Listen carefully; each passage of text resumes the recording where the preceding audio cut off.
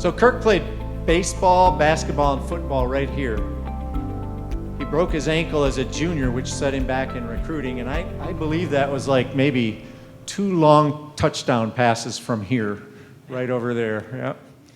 And so late in the recruiting process, this brand new coach, Mark D'Antonio. By the way, Michigan fans, I'm so sorry. But we're just going to have some fun. Mark D'Antonio offered Kirk a scholarship. While at MSU, Kirk started his sophomore, junior, and senior years. Some of you, again, know this. Jamie, you know this better than I do.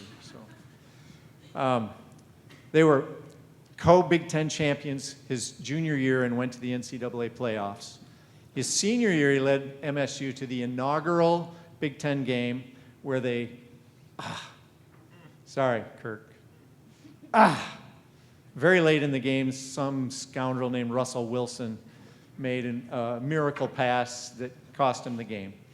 Kirk was 4-0 against, who was it you were 4-0 against?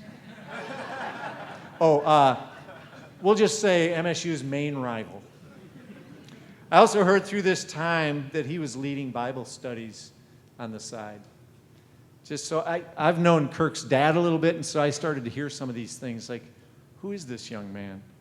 The summer after his junior season, he represented the Big Ten players at the media days, and now, if maybe we even sent this to you, a pretty famous speech on leadership and the privilege of being a leader. And did any of you see that? I'm curious. All right, so quite a few. It's worth watching. He has a lot to be proud of just from his college days. In 2012, he was drafted into the NFL by what do you call them? The Washington Commanders. Okay, but they weren't then, but the Washington team. Yep. And he was the 3rd quarterback drafted behind the Heisman Trophy winner. And it wasn't very long before he was the starting quarterback, maybe, a couple of years later, something like that. And there were times early in his career when he was Offensive Player of the Week, several times. Now, he doesn't get a whole lot of flash. He doesn't get a whole lot of coverage because he's, never mind. In 2018, he signed a 3-year contract with the Minnesota Vikings and has since signed again. And at the time, it was the highest paying contract in NFL history. Again, kind of quiet, but his statistics are not quiet. So he continues today with Minnesota. I'm pretty sure this is the year. I'm just thinking this is the year. So we thought it'd be fun rather than have him do a speech, although if you've seen his Big Ten speech, but we thought it'd be fun to do a Q&A format. So let's give him a really warm...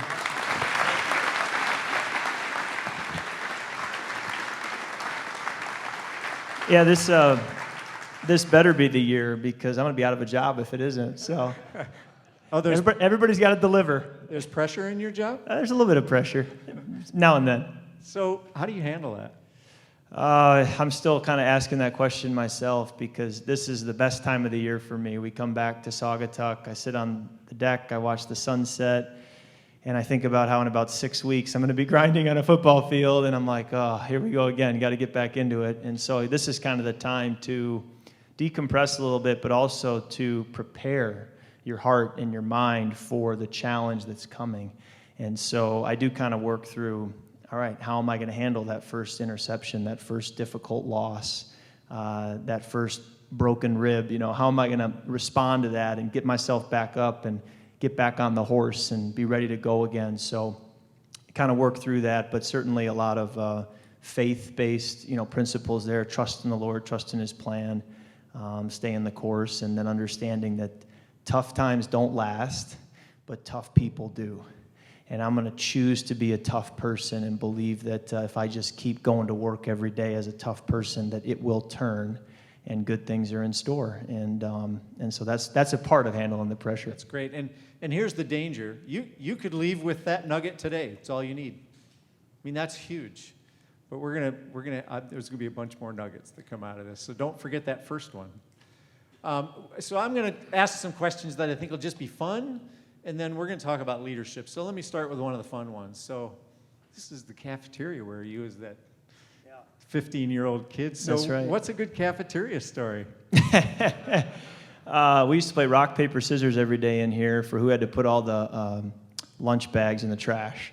So we'd have this tournament going at the table for rock, paper, scissors to throw away your food. And to this day, my high school friends are my closest friends. I built relationships in college that continue to this day, certainly have pro relationships. But part of why West Michigan means so much to me is that the people who are closest to me are here. And the people I see myself doing life with for 40, 50 years from now are right here, the values and the things we share. So they also were friends of mine playing rock, paper, scissors when Kirk Cousins didn't mean a whole lot. You know, I was just another guy in the halls. And I think that carries some weight to this day, where you know that those were the guys who knew you when they kind of thought you were just another guy, a bit of a nerd. So and not very good at rock, paper, scissors. Probably. No, I was walking right over their trash quite a bit. But this school means a great deal to me when it comes to our foundation, our philanthropy. This school always is going to have a big place and be close to our hearts. And a lot of formative experiences between these walls and out on that field that have kind of set me up for the rest of my life. Great. So, again, not that far from here. You played a lot of games. What's a special memory or two from that field? Well, I remember all my pro teammates, you know, were pulled up to the varsity as freshmen or sophomores, but that wasn't my story. I was a freshman on the freshman team, which is what that photo was, and I was a sophomore on the JV team. So my first varsity game was my junior year first game, and I remember first quarter, first game, living a dream, being the varsity quarterback for your high school, and I was hit on my left side and broke my left ankle. And the doctor said, you're out for your season, you're going to miss your junior year. And I remember coming home from the hospital with the cast on my ankle, calling my dad, who was at work, and telling him it's broken, I'm out for the year. And saying, Dad, more than missing the memories of this junior season, what's really disturbing or discouraging is that I'm going to now miss out on college recruiting. I play at a small school. I didn't play my sophomore year on the varsity. I'm on no one's radar. And now I just lost my junior year. I won't be able to play college football. I'm probably going to end up at a D3 down the street, best case scenario. And he said, well, Kirk, you don't know that. You've got to believe God's a lot bigger than a broken ankle. And you've got to, again, believe tough times don't last, tough people do. Get back up on the horse, get to work on how to heal this ankle, and see where it leads. And so that's what we did. And it was so funny because 18 months later, I was signing a scholarship with Mark D'Antonio to go to Michigan State and have college paid for to play football. And my dad kind of looked at me and said, remember 18 months ago when you said you won't be able to play college football? And now you're signing a scholarship to what basically is your dream school, dream situation. And he just reminded me, A, God's a lot bigger than a broken ankle. And B, when you just stick at it and keep going, you never know where it's going to lead. And so that's a big memory, a transformational memory from that field. But I will tell kids when I go to camps, my best memories playing football were Friday night right here under the lights. I've had some great opportunities to play at Spartan Stadium, to play at the big house. That was a dream come true. To play in the pros, you know, to do some fun things. The best it ever gets is right there playing for your hometown, for your community, your friends, under the lights on a Friday night. So some powerful memories, certainly. So that's one memory. Any others from that field? Well, I mean, we had, you know, all kinds of big wins, and we had one overtime win my senior year against Greenville that I'll never forget, storming the field. You know, all my student section storms the field, and that's been the place I worked and developed, you know, all those years. You know, I remember going out there and playing catch with my dad in January when the snow's falling, just wanting to get the work in. So it's not just the games, it's all those invisible mornings where you put the work in, too. So cool. Such a special place, and not only is it great to have you with us, but in your, I think one other time I talked about, you know, on your home turf, because we were actually able to talk with Boys and Girls Club event when we were on your home turf, although you made it clear, hey, I don't own this. No. But anyway, so how about some MSU, a story or two? Well, you mentioned that Big Ten championship game and the tough loss we had that night. And to this day, I would say that's the toughest loss I've ever had in my football career. We go to Michigan State. I remember when I signed my scholarship, my dad told me, he said, you know, when you commit to Coach D'Antonio, when you call him and tell him you're going to accept his scholarship. Now, remember, I had no offers. So the fact that a Big Ten coach is offering me a scholarship, it was a little bit of let's take this as fast as we can before he changes his mind, kind of a thing. My dad said, well, let's sleep on it. So I told Coach D, I'm going to sleep on it. I'll call you back tomorrow.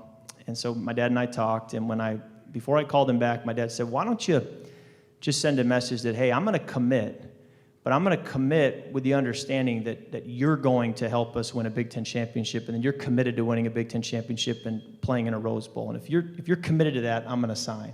Sort of, shift the power structure a little bit.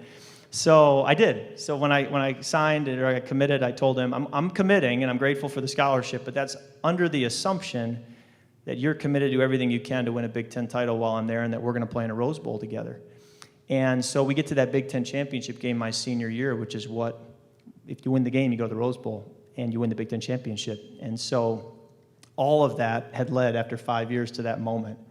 And so to come up, a play short, it was a unique feeling to get back to the locker room and realize, that wasn't the outcome I wanted. And to get this close that you can taste it and then have it yanked away, that's one that's never sat well with me, but that's life. And it was so rewarding to then 2 years later be on the sidelines in the Rose Bowl and watch Michigan State win it, because I felt like we brought it to the finish line. Even if I wasn't the one quarterbacking it that day, I got to see it to completion, and that was meaningful. So that was a big memory, and it's amazing how when you look back on memories, you tend to go to the ones where it was adversity, where it was difficult, where you break an ankle, where you lose a tough game, because you see how you respond from that really then ends up determining how the journey goes from there.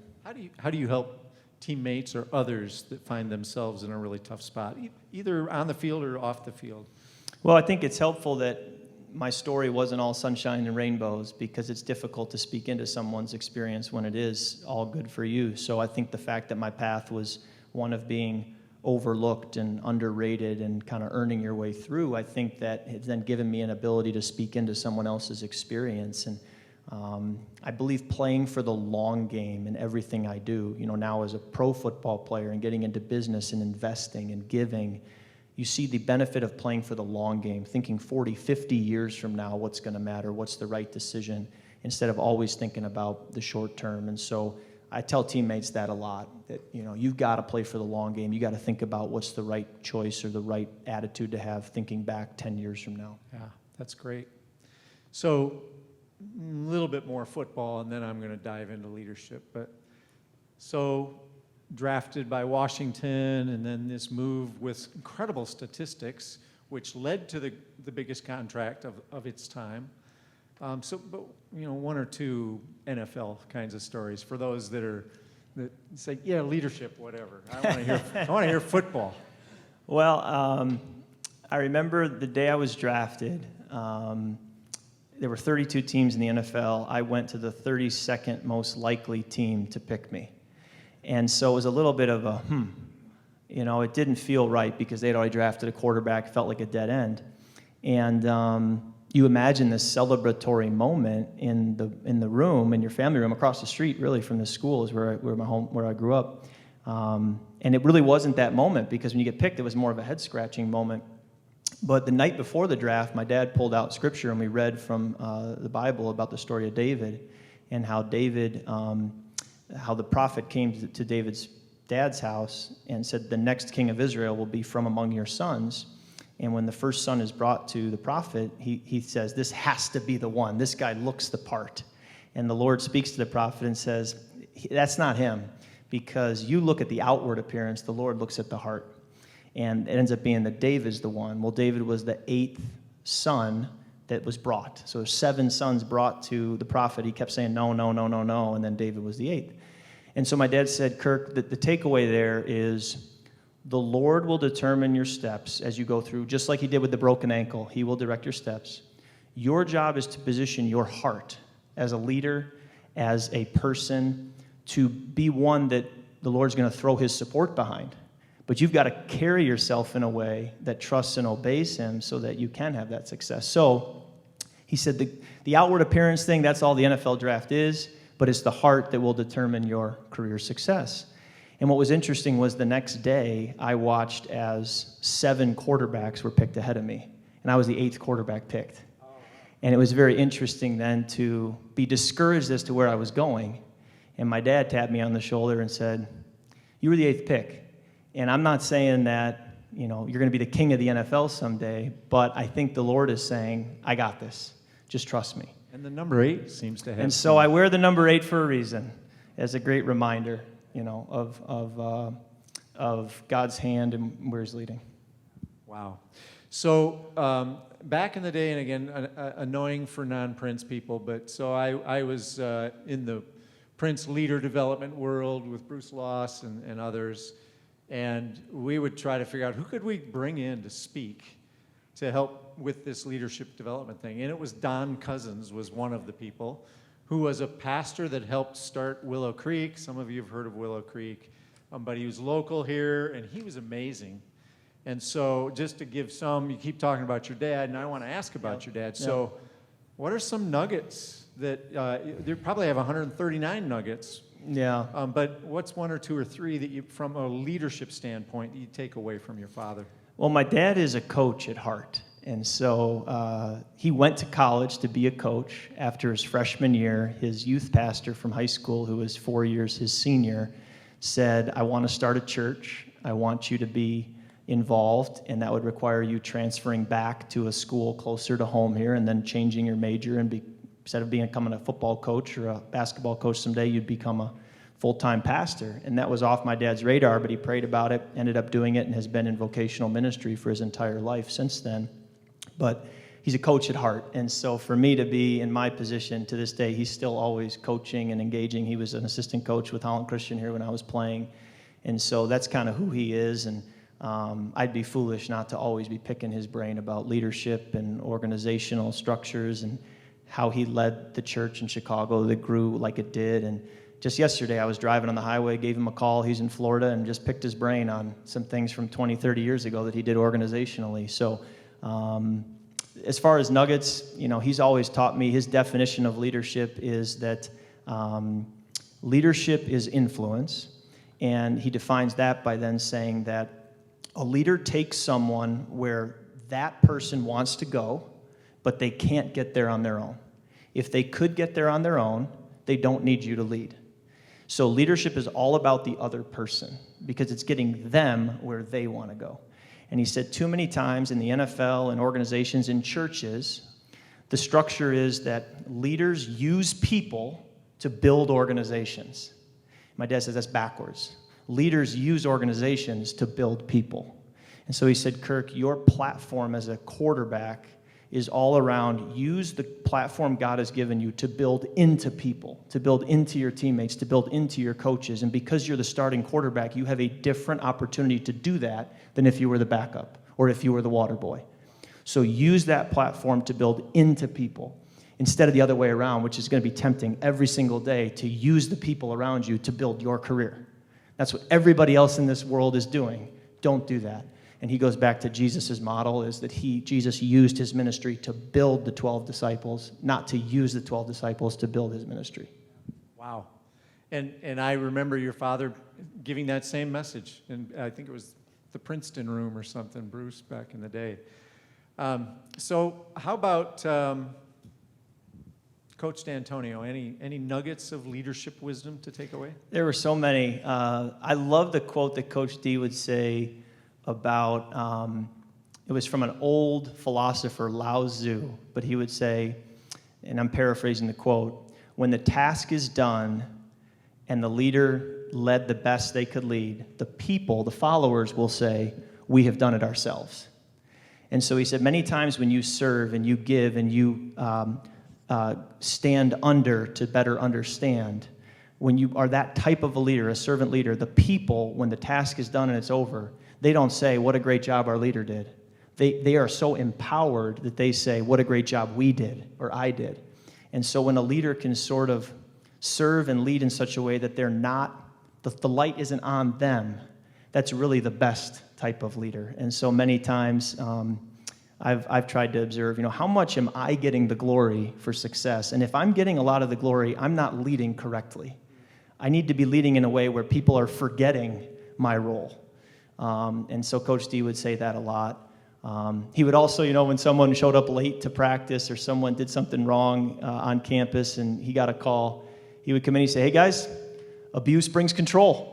And he would clamp down and say, the rules are changing, curfews, even earlier. And so he had all these nuggets he would say, and a lot of them we'd laugh at, but they were all true. And it's funny, I'll chuckle to myself as I hear them in my head as I go through life. He used to say one before training camp every year when I talked about how you kind of have all that work ahead of you and nothing accomplished yet. He would read this poem that would say, every morning in Africa, a lion wakes up. It knows it must outrun the slowest gazelle in order to survive. And every morning in Africa, when a gazelle wakes up, it knows it must outrun the fastest lion in order to survive. Whether you're a lion or a gazelle, when the sun comes up, you better be running. And so his point was, I don't care who you are. If you feel like you're a big man on campus, you feel like you're a small man on campus, you feel like you're a big fish, small fish, whoever you feel like you are, get to work. Because that's your only way to survive. And it wasn't necessarily a comforting quote. No. But there was truth with a capital T in that quote, and sometimes you just need to hear the truth. And truth really matters to leaders. Hey, yours is ringing a little. I want to make a switch here. We can trade. And I would love to field questions from you if we have time. So as I'm talking, if you think of any, feel free to write them down. I'm happy to just answer a raised hand at the end. So I'm going to ask one more, and then... you okay if they just raise their hand? Or I can just take a raised hand. This is a good group. You don't have to ask worry away, about. And we can field from whenever. It's not like the Minnesota press. That's a tough one. The Washington, D.C. press is tough, too. Okay, so you've been around a lot of leaders in the NFL, some on field, some off field. Yeah. Is there someone that comes to mind? Is like, that's a pretty good role model, and here's what I take from her or him? Yeah, Mike Shanahan jumps out to me. Mike won 2 Super Bowls as a head coach with Denver, and he drafted me. And I remember when he could tell on the phone I wasn't happy that he had picked me. And he said, well, don't be mad at me. I'm the one who picked you, But he said, I went home last night, looked at our draft board, looked at the players we had, and came into work today and realized that of the players left in the draft, of which there weren't as many anymore, you were our highest rated player by far. And so even though it's atypical to pick you, I'm going to pick you. So that's a leadership lesson number 1 right there, is that don't go with the crowd. Don't think that just because it would be different to not do it. He's saying, I don't care if I'm going to get heat from the media or it's a wasted pick view. I'm going to do what I think is the right thing to do, regardless of the narrative around it. So that was one lesson. I remember I went into OTAs that spring, our spring practices, and the very last day before I'm going to fly back to Grand Rapids, got my bags packed, my car's packed. I'm so excited to get home for the summer break, and the operations executive points at me and says, Coach wants to see you. And I'm thinking, oh, no, I'm in trouble. So I sit down. I don't know Coach that well. I just drafted a couple months ago. He said, sit down, Kirk. I sit down. He said, I just want to let you know, Kirk, before you leave for the summer, I've been coaching the NFL 30 years. I've seen a lot of quarterbacks come through, rookies just drafted. You did as well in the initial 2-month practices as any rookie quarterback I've ever worked with. All I want to tell you is that, and to keep doing it, and that now the bar is a little higher of my expectation for you. So go home this summer and know that I'm expecting big things going forward. I had never had a leader tell me where I stand like that. Coach D'Antonio never did that. He never called me in and told me where I stood and said, you're doing this well, you're not doing this. There's no, the ability to candidly, and if he had told me you're not doing these things well and this is why you might get cut, that would have been great leadership, because it would have put then the ball in my court to fix it. So the proactive nature of telling me where I stood, to this day, I'll pull my hair out at coaches who don't tell their players where they stand. These players want to do the right thing. They want to know what to improve on. They don't want to get cut. And yet they get cut, and they never are told why. They're never told what they're deficient in. Because people are afraid. They don't want to offend them. They don't want to operate with candor. But I just remember the healthiest way to lead through Mike Shanahan was the example of just operating with candidness and telling you where you stood and then putting the ball in your court to fix it. And if it means complimenting, it meant complimenting and encouraging, telling them you're doing a great job. So I went home that summer with wind in my sails and was ready to lead. And it's amazing what followers will do for the leader when the leader just encourages them and builds into them and tells them where they stand. They'll go to war for you, but so few times leaders, coaches, so few times will they do that. These are football stories, but sounds a little familiar, right? Yeah, yeah, great. Who has a question for Kirk? Let's go in the back corner back there. Pete? So I have to set this up, Mr. Cousins. First of all, thank you for being here. We all really appreciate the time you're spending with us today. And this is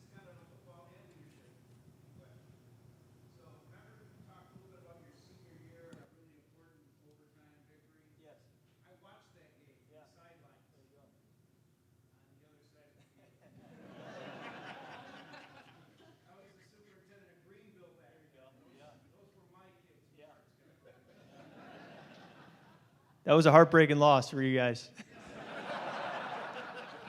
4th and 10 for the game, and we got it. So given that context, and I'm only asking this because I've heard you speak, I think I know a little bit about your character, and you're going to nail this question. Talk to us about the importance of humility. Yeah, I mean, I read a book by C.J. Mahaney in college called Humility, True Greatness, and it really transformed my understanding of humility and what it means. And so more than get this great answer, I just direct you to read the book. But obviously the famous quote, humility is not to think less of yourself, it's to think of yourself less. I go back to how the Bible says that Moses was the most humble man that ever lived. And so I kind of try to study, well, what did Moses do? How did he act? What does that look like? If he's the most humble man that ever lived, then let's try to study his behavior. So humility is crucial, and it goes against our nature. And I do believe that pride is the root of so many transgressions. And so when you can just operate in humility, you protect yourself from so many downstream effects of having pride. But it can be a little bit tricky to get your arms around what is humility, what does it look like, but we all know what it isn't, and we all can see it from a mile away. So speak to confidence and humility. Yeah, that's been the struggle for me, is understanding what does it look like to walk into Ford Field to play the Lions with people booing you and saying, I'm pretty good, and I'm going to take them down. Where is the line between humility and pride, confidence and lack of confidence? You can't go into Ford Field and expect to win in a crucial game. We play them the last game of the year this year, and I wouldn't be surprised if the whole thing's on the line in that game. To not have the confidence that I'm pretty good and I'm going to get this done, you're not going to be able to lead your businesses, your ministries, you're not going to be able to quarterback a football team. Finding the balance where that then turns to now that's pride, now that's ego, now that's too much, that's a hard one for me to find. And I've made the mistake of erring on the side of I'm not that good. Yeah. I don't know that I can do this. I feel inadequate. I take that before the Lord, and I try to work through that. But, I don't know if this is the most unhealthy place to be, to wake up in the morning and feel inadequate and feel overwhelmed. I think that leaves a little room for God to show up and do something. So I think there's some healthiness there, but at the same time, you think Aaron Rodgers is pretty confident. Yeah. And when you watch his demeanor and the way teammates feed off of that confidence goes a long ways. Yeah. So I have one more question, then I'm going to come back to the audience. The front office in the NFL, is anyone doing it in a way that we in West Michigan would say, that's a good leader? That's what leadership's about.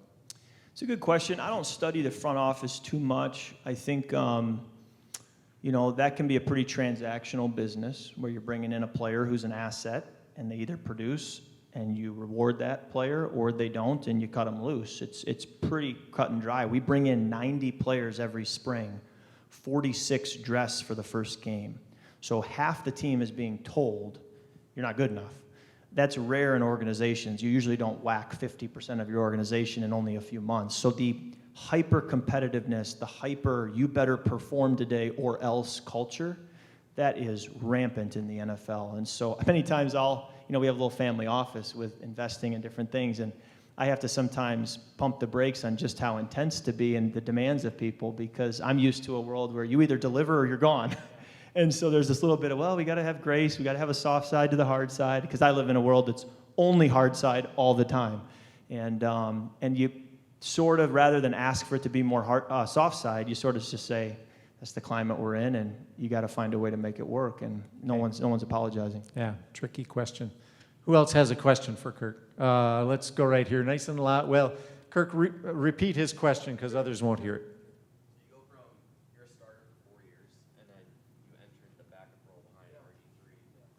How do you still lead in that moment where all the eyes are on you? He just asked, when you go from the influence you have at Michigan State and now you're a backup in Washington and you don't have that kind of influence on the team, how do you lead? Is that discouraging? How do you do that? So first of all, I looked at the positives. It was a bit of a breath of fresh air to catch your breath a little bit, to go from all that effort at Michigan State that was expended and then go right into doing it in Washington. There was a bit of a chance to catch your breath, which was a blessing in disguise. I I still viewed, like I would go in with the third string, which in practice, so the ones are up, ones you're up, and then twos you're up, and then threes you're up. And as a leader of the threes, you're still a leader of the threes. You're not the big dog in the locker room, but you're the big dog among the threes who are probably all going to get cut. But you have a chance to kind of rally that group. So you start sayings like, we're not the threes, we're the 1Cs. So there's the A team, the B team, we're the C team, but we're the 1C team. So the coaches would go, threes, you're up, and I'd go, 1Cs, we're up 1Cs. So there's kind of ways to just kind of make it clear that, hey, he's our leader, we're looking to him, bring energy, have fun at practice. When you score a touchdown, celebrate like you won the Super Bowl, and send a message to everybody that when the threes are on the field, it's must-watch practice. And so there's ways you can kind of create that. But there was a part of me that when I went to the NFL and saw how big, fast, and strong these guys were, I thought, I'm kind of glad I'm just with the threes right now as we figure this out. I don't know that I want to go to the ones quite yet. So, that was a bit of a blessing in disguise, and the Lord used those years to then prepare me for what was to come. And I go back to how David spent 10 years from when he was anointed, or when he killed Goliath, to when he actually becomes king. It was 10 years. And so God uses those preparatory times to kind of bring you to where he needs you to be. Sorry. No, it still works. I'm wondering if the echo is because this one's on, so I'm muting myself every now and then. How are some ways that you lead the Minnesota Vikings that we'd be a little surprised by? We had a couple fun ones this spring. I don't know where the idea came from. Well, we were living in the hotel because we're just there for the spring, and so a bunch of us in the hotel, and it was a Tuesday, and so we got together for a Taco Tuesday.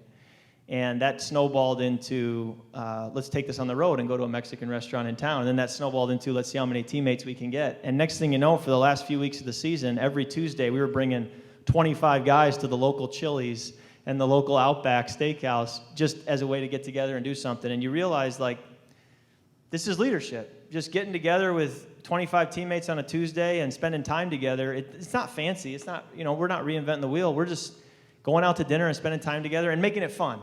Taco Tuesday at Outback Steakhouse doesn't even serve tacos, and just kind of laughing about that. I think it brought us together, and I think guys get to know each other better, and when you get to know each other better off the field, you can play better together on the field, and so that was one example, and just trying to find ways to make the workday fun. We'll probably in training camp, we'll do on a Monday, I'll probably tell them the first day of camp, I'll go in front of the team and I'll say, you got 2 weeks, we're going to have Mustache Monday. So everybody in the building, every guy needs to have a mustache. So you got 2 weeks to grow the beard, and then we'll shave it for the mustache. And then that whole day, however you want to style your mustache, you can style your mustache that day. So we'll do some fun things like that just to kind of build morale and get everybody having fun together to get through the monotony of training camp. And you try to think of those fun ways to lead and bring personality and not just talk football all day. Yeah, I'm pretty sure JR Automation is going to do that now. So some more questions. Sean.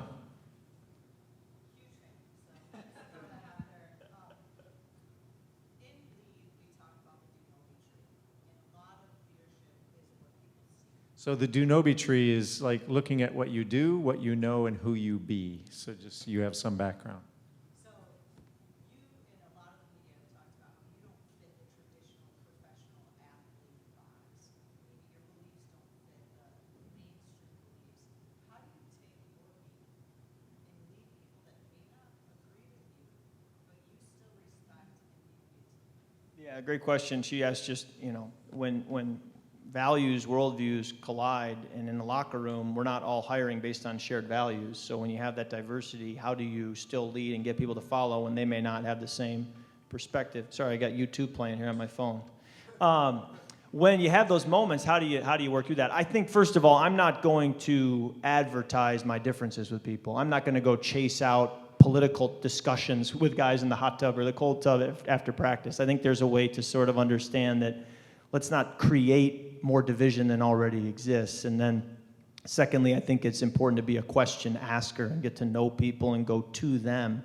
And so I think it's very important to just serve and live it out, where guys say, no matter how many differences we may have, I know he loves me, I know he cares about me, and I know, going back to the definition of leadership, he wants to get me where I want to go.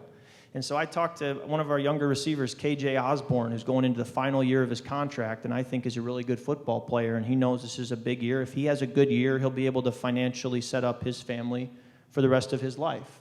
And right now, he's not in a position to do that. This year will determine that opportunity. I want him to know that I care as much about his success and his future contract as he does. And if he knows that I care about him, when we go talk politics or religion or other divisive topics, if he knows that I care just as much about that contract as he does, we can talk politics all day, because at the end of the day, there's an underlying understanding. We love each other, we care about each other, and so you got to establish that first, and I think that helps kind of get you through. These are just such great lessons, especially for the hotbed of the best leaders in the country, which West Michigan, we believe, is. So who else has a question? All the way in back. Richard. Kirk, as a lifelong Michigan fan, 12 years ago I heard your speech on basically privilege versus entitlement. Yeah. And I shared it with my kids right away, shared it with my father, who's a big MSU fan, and then shared it with friends and family for 12 years. My question is, you were such a young man, what made you choose that topic, and were you afraid of pushback from teammates?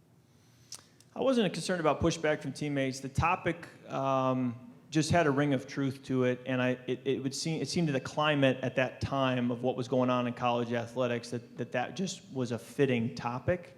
And many times when I speak in secular environments, I will apply biblical principles because they're just true.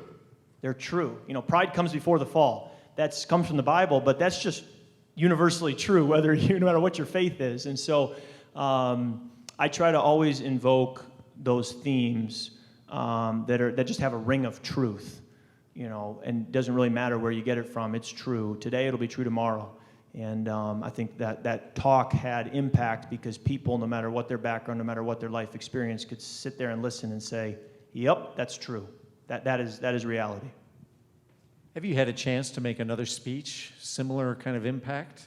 I mean, I know you've spoken with many smaller audiences, but has the media ever? Have you Not really. I really haven't. 3M and Target in Minneapolis have never called, to bring me in. Maybe they'll call if we can win a Super Bowl. So hopefully we can win some games, and maybe they'll call. But I really enjoy these Q&As. I find I learn a lot as I'm here, and I think it's better sometimes to just do the Q&A and have a discussion than to talk at people.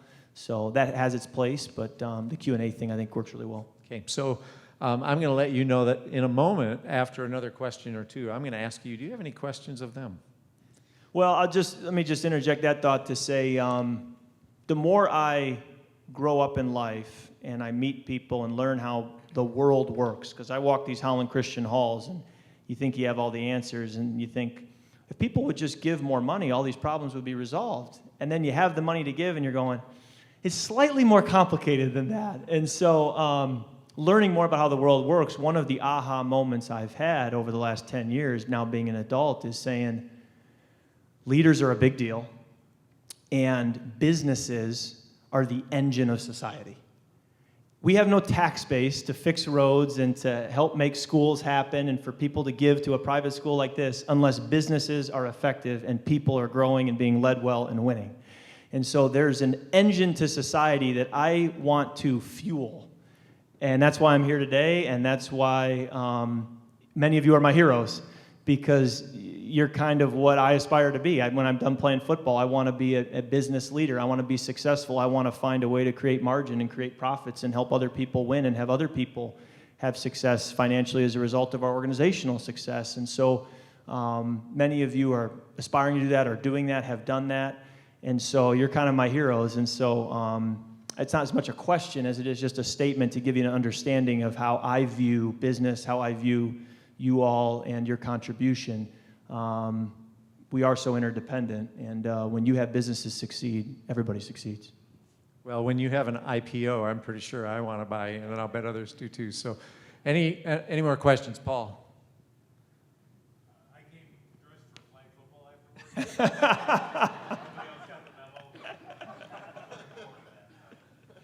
In the context of teams, you can hear a lot about great teams. There's trust and respect and accountability, like in the game of business or in the game of football. On-field accountability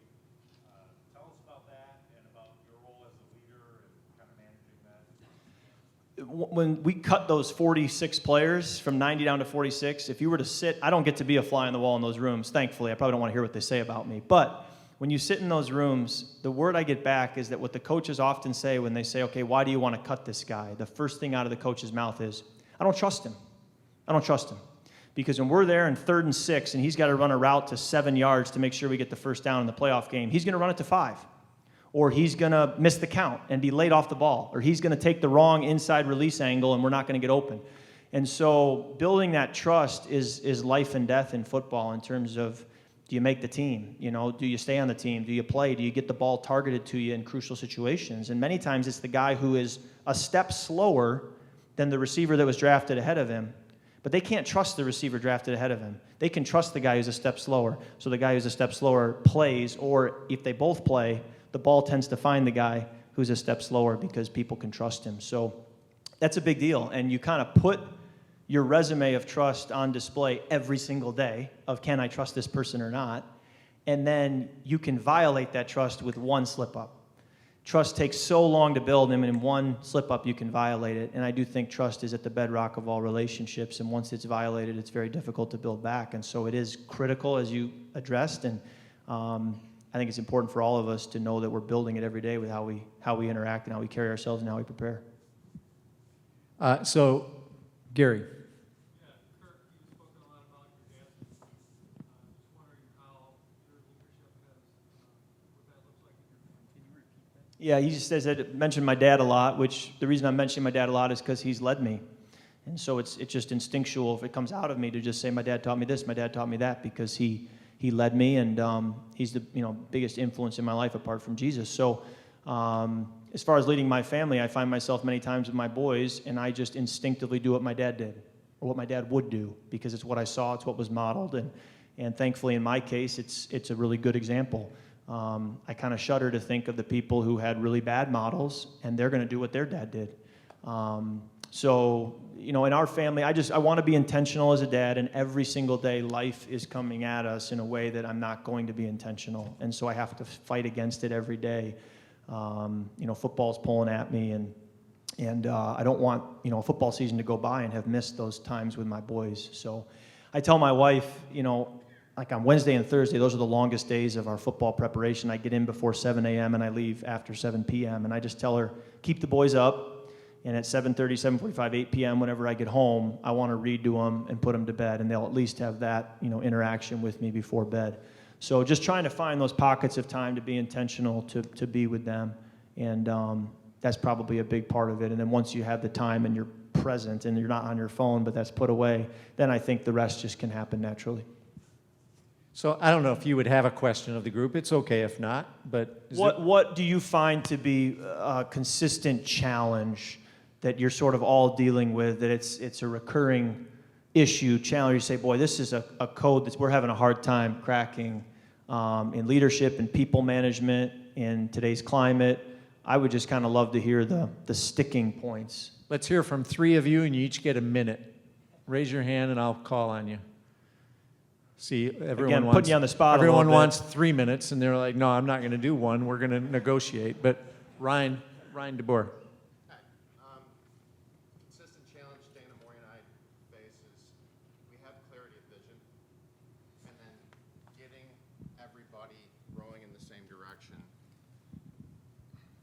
Challenge we consistently face is having extreme clarity of vision of where we're going, but then getting the team completely rowing same direction, and the amount of effort, energy, the loving, the wanting it as much for them as they do process is a huge part of the game. Thank you. Who else? Who else has a thought on some of the great challenges you're facing right now?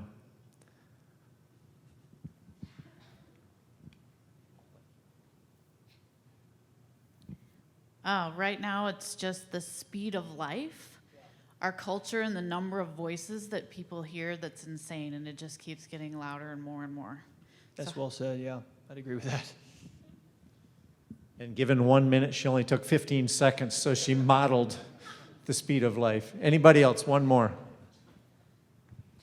Hi there. I would say I'm a leader of a nonprofit agency, and so we depend on relationships and donations, and probably just people not wanting to understand maybe more about an organization, asking questions, and deciding that they maybe have a bias or they don't want to help with what the mission is, and again, the polarization, I think, and just not wanting to come alongside to help a community.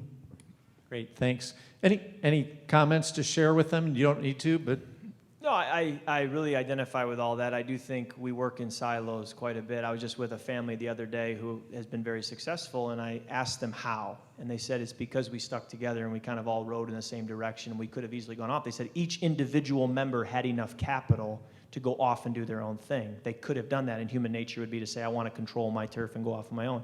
They stuck together, and in sticking together, the combination of their capital enabled them to go way farther than their individual silos could have ever gone on their own. And so that resonated with me, that it's there, if we could just work together, we're all going to go much further.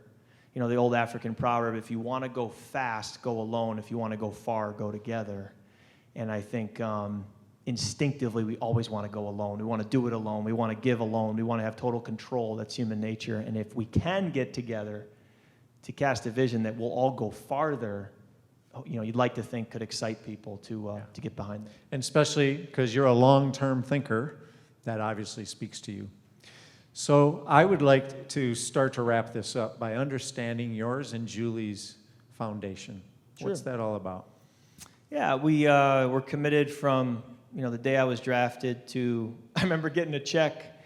So my signing bonus, where you get drafted determines your income. So your slotted income based on where you're picked. And so as picks go and you're not getting picked, you're watching yourself just losing revenue as you go.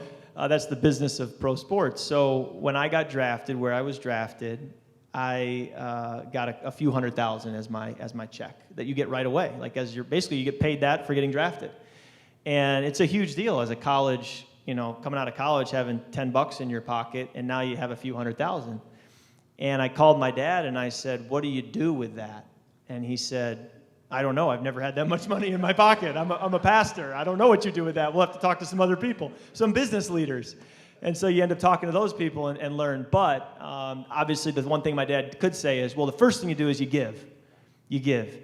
And so we started doing that. And like anything else in life, I want to grow in my giving, just like I want to grow in my understanding of leadership. I want to grow in my ability to invest. I want to grow as a quarterback, as a football player. I want to grow in my giving.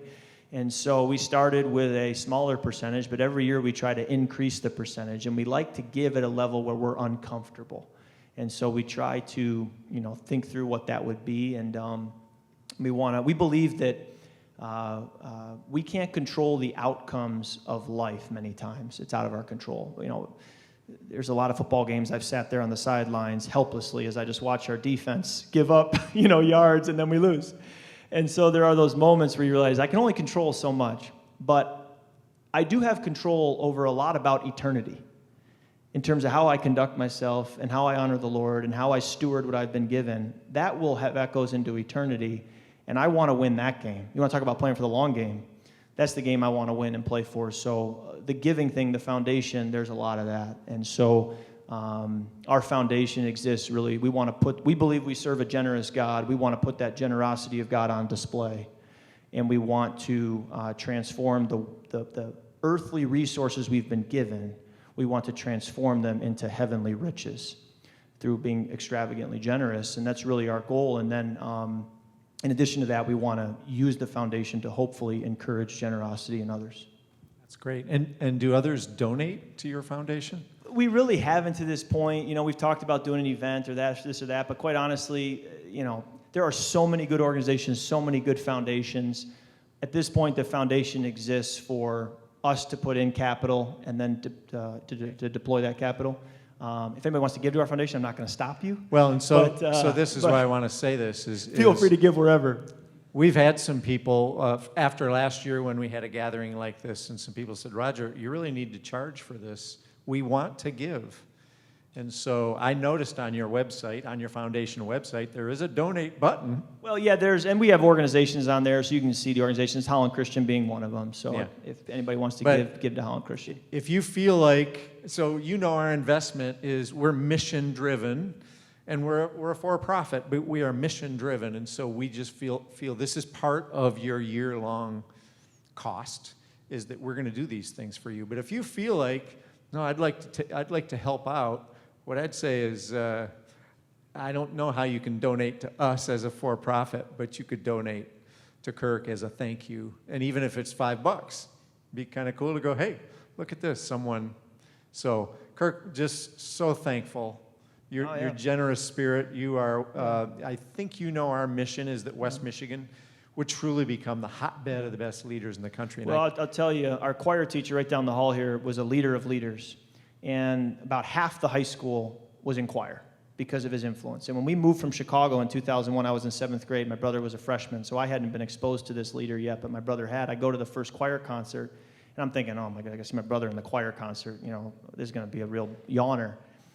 And the concert starts, and it's 400 kids in these robes. It's a singing army. And I was riveted for 2 hours watching them sing with their hearts out. And I thought, in Chicago, the starting point guard on the varsity basketball team was not in the choir. The starting quarterback, the middle linebacker, was not in the choir. The whole team's in the choir. And I realized it has nothing to do with choir. It's because there's a leader. And the guy leading on his music stand, Mr. Burr's his name, he's retired now, he lives over here. On his music stand, he had a sign that said, "The speed of the leader determines the speed of the pack." And we moved at breakneck speeds because he was a leader. And so we weren't better singers than other schools. We didn't have more talent. We just had a leader. And so every day we went to work. And I may switch with you if this is on. And so that example taught me, because you want to talk about a tough place to get a bunch of 17, 18-year-old boys to sing in front of their peers, in front of girls. Every day, no problem. But the difference was the leader, not the environment. And so, I would just say that leadership matters, and I learned that in that choir room down the hall.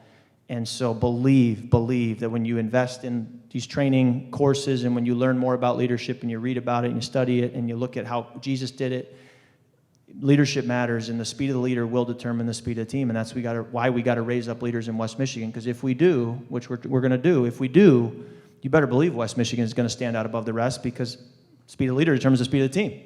Amen. And I just want to say that you are an iconic West Michigan leader, and for you to invest is just huge generosity of your time. My pleasure. I got great respect for your family, and it was a no-brainer to be here. Yeah. Thank you so much. Let's give him a big Thanks, round guys. of applause.